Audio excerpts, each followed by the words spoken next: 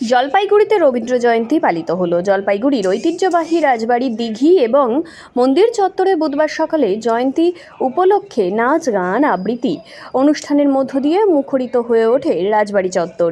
বিভিন্ন সংগঠন এবং ব্যক্তিগত উদ্যোগে ছোট থেকে বড় সকলেই মেতে উঠেছেন রবীন্দ্র জয়ন্তী অনুষ্ঠানে।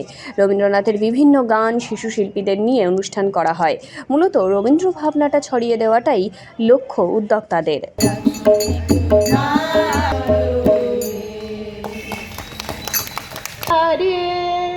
ধরি ধরি মনে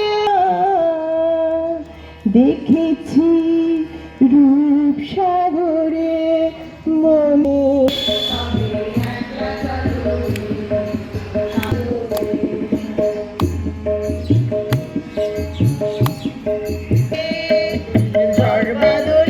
করছেন কেন করছে?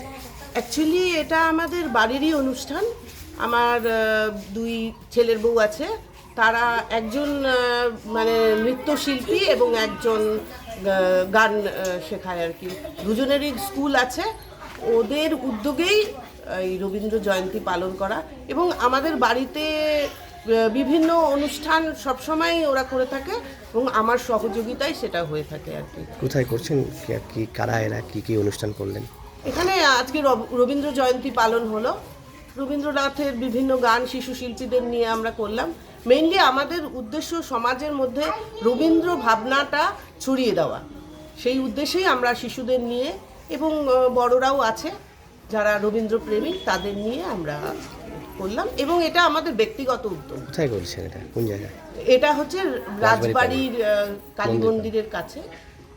বলছি কেমন লাগছে সকালটা, এই যে সকলকে নিয়ে একটা অনুষ্ঠান? এই সকালটা সবসময় একটু অন্যরকম হয়। আজ রবি ঠাকুরের জন্মদিন, যিনি আমাদের জীবন দর্শন শিখিয়েছেন।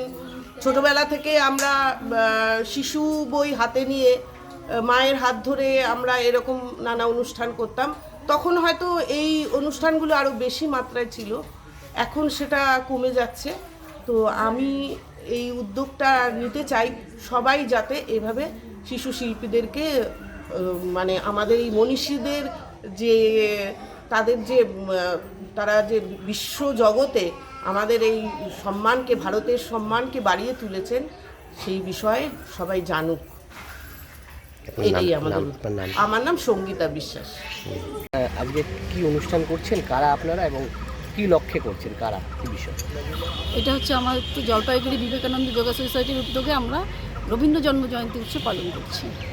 কি করছেন, কিভাবে করছেন, কি আমরা শুরুতেই রবীন্দ্রনাথ ঠাকুরের প্রতি শ্রদ্ধার্ঘ্য নিবেদন করে শুরু করেছি। তারপর সভাপতি স্বাগত ভাষণ দিয়ে আমাদের অনুষ্ঠানের শুভ সূচনা আর কি। তারপরে এই আমাদের সদস্যরাই সমস্ত কিছু, যেমন নাচ আবৃত্তি গান যে যেরকম পারছি, এইভাবেই আমরা এই দিনটাকে সুন্দরভাবে প্রত্যেক বছরই আমরা উদযাপন করার চেষ্টা করি আর কি। কোথায় করছেন? এটা হচ্ছে রাজবাড়ি প্রাঙ্গণ আর কি। আর এটা হচ্ছে আমাদের সোসাইটি হচ্ছে জলপাইগুড়ি বিবেকানন্দ যোগা সোসাইটি। কেমন লাগছে সকালটা? আমাদের তো খুব ভালো লাগে, প্রত্যেক বছরই আমরা করি।